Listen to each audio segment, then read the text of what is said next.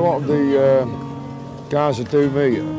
it's either like they've got drink problems or drug problems, and I think it's sort of like when they're actually living on the street, especially like in the cold, which I found, because I was actually homeless over the winter period of about 10 months,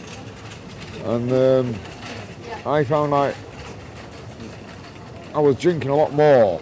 while I was on the streets because it helped you to cope with the cold weather. You know, when you're actually sleeping out in the cold weather,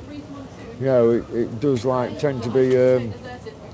know, a bit, it's sort of depressing, you know, having nowhere to actually live or stay, which is out of the cold weather and that, so you tend to drink a lot. But lucky enough I didn't turn to drugs, like, you know, whereas a lot of people do turn to drugs, I noticed.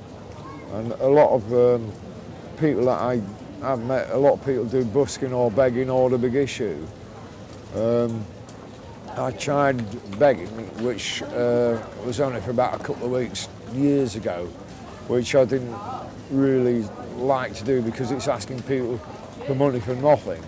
So what I actually done, I learned to play about 2 or 3 tunes on a harmonica and on a penny whistle, and I tried a bit of busking, but I found with that like the police kept moving you on and police kept stopping you from doing it unless you had like a music license, which I didn't have. So after about sort of a month, maybe 6 weeks of doing a bit of busking, I eventually turned, or was talking to a friend who turned me towards a big issue. And I thought, well, at least I'm doing something which is legal, where I'm actually trading a item like the book, the big issue, for money, rather than asking people for money for nothing. You know. When I left the army in October 1987, and I got work as a security guard, and I was working different security companies for about maybe about 10 years, 11 years. I was actually going to train up to be a professional bodyguard, you know. I joined a professional bodyguards association and do like close protection, but I had a heart attack which basically messed things up.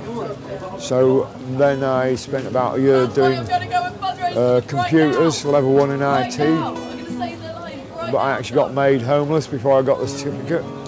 which messed things up. So that sort of like started where I was in and out of different hostels and bed and breakfasts and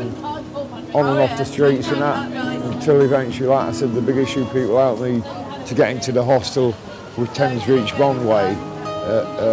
at Vauxhall, the big hostel, and now they're moving into like waiting to get a flat. I think there's a lot of guys who are on the streets who are ex-forces, who they sort of get into a rut and turn to drugs and alcohol, which basically, because they're in that sort of rut of the alcohol and being on the streets and that, they don't get their lives together and sort of go and look for what they need to, you know, like to get into a hostel or to get different training courses. Whereas the big issue are very good like that because they actually can point you in the right direction. They have what they call the Big Issue Foundation, which they can get you like any sort of courses, you know. They do like computer courses, they do painting, decorating courses, mechanics courses, any courses what they do at colleges, the Big Issue can get you into if you want that sort of training or whatever. And also they will help you to get a doctor, like a GP and a dentist, and they'll help you to get signed on to get housing benefit and that when you do get a flat and that. So it's very good like that. I'm hoping to get a desktop publishing course organised with the ex-forces people, but if that doesn't come off, what I'm hoping to do is try and get it through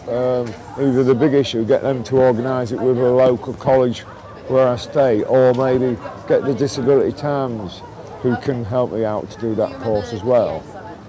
I've checked it out different ways, so if one doesn't come off, the other one hopefully will come up. Where I'm staying now, it's like shared houses, shared flats and that, which is basically what they call a halfway house, lining up to get a flat. And hopefully